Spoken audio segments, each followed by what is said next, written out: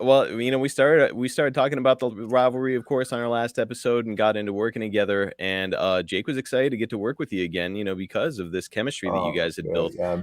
It's like uh, wrestling is just like doing a dance, and we had great chemistry from the get go, and I believe that's because we both came from the same school, if you will, of wrestling psychology, the old school way, and it was like after the first couple times, it's almost like, I mean, we talk in the ring, but it's almost like we didn't need to. I mean, it's like, I and Jake is the same. Yeah. I would do something. He would position himself. He, stagger over into the corner and turn around and say, "Oh, okay, boom, chop, whatever."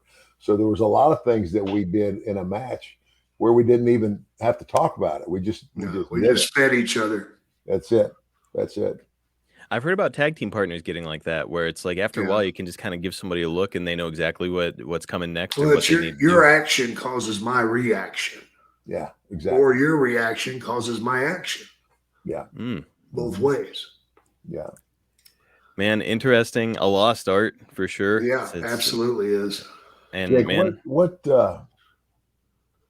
WrestleMania did we work at? 6.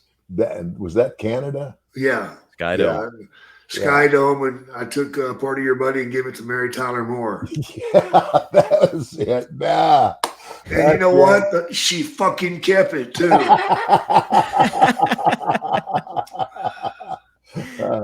She might have been the richest person in the building, and yeah, she's keeping the money. It was no sweat off of Jake's butt because it was my money. Well, so after Survivor Series, like I said, Jake, you're jumping back in with both feet. You guys are trading victories on the house show loop, including a match in MSG on December 28th in front of 13,000 excited fans. You two had a lot of history together up to this point, but would you say that you were still kind of refining your work together as you're making these towns? Oh yeah. Yeah. If you ever quit learning, you need to quit. Yeah. Exactly. It's interesting because, I think a lot of wrestling fans kind of look at it like, well, they're a couple of veterans. They know each other. It's probably like very formulaic, town after town doing the same thing. But really, you guys are learning and saying, hey, that maybe didn't work this time. Let's try this next time. Something like that. Right? We also want to know why it didn't work. Yeah. And again, and I'm not knocking Rick at all, but a lot of times, if you watch Ric Flair work enough, it's almost like he has the same match. Yeah, every night. Yeah, he does. You can just anticipate what he's going to do. The same bumps, everything. Yeah, and that's as far as we're concerned anyway. That's not where it's at, man. No. So all of your matches, as you guys are going, is it just completely called in the ring along the way? Yeah. Yeah. I mean, like if we were like in a program, and like, okay, based on maybe what we did last week, this is what they saw last.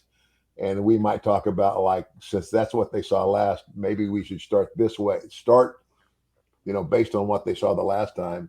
Yeah. Kind of like if I, really screwed him over and what have you. And instead of just get in the ring like you're going to, I'm in the ring. And he just comes running down the aisle, slides in, and chases me around the ring until he catches me. And I think we actually did a spot like that. But we would talk about something like that, like a beginning, but only based on history we already had. And other than that, everything in the middle was ad lib, and then and that's the other thing too, is when you're doing it and you learn, it's like it's an acquired skill. Listening to the crowd, it's like you just know, and then when you really got them and they're there, you know when to go.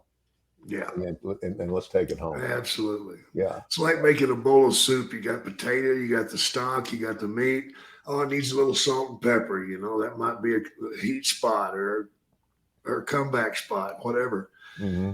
And you just keep adding it and build it, add it and build it, add it and build it. Finally, the soup's fucking ready. Let's get it out of the pot and into the bowls. Mm-hmm. That's when you dump it and go home. The perfect analogy. And yeah, I've been fortunate enough to be behind the scenes for a couple wrestling shows, and on a couple of occasions, I've seen some of these young guys going through the steps backstage where they're like Yeah, locking up and doing Uh, go behinds and I all know, this, man. and it's like, Makes me guys, sick. yeah, it's I'll be honest, and I've said this before. I watch some girls work and think they actually work better than a lot of the guys. Yeah, yeah, I mean, they tell a better story, which is what it's about. It's like, it's kind of like, I don't know, Vince made a soap opera out of the business, but it's not what's going on in the dressing room and out in the hall and out out in the parking lot. The stories the story that you tell in the match, and that's where you get them, and that's just not. I don't know. It doesn't seem to be important anymore because when I watch these guys now, I look like I'm watching a circus act. They're just bouncing around the ring, taking bumps and not selling shit. yeah.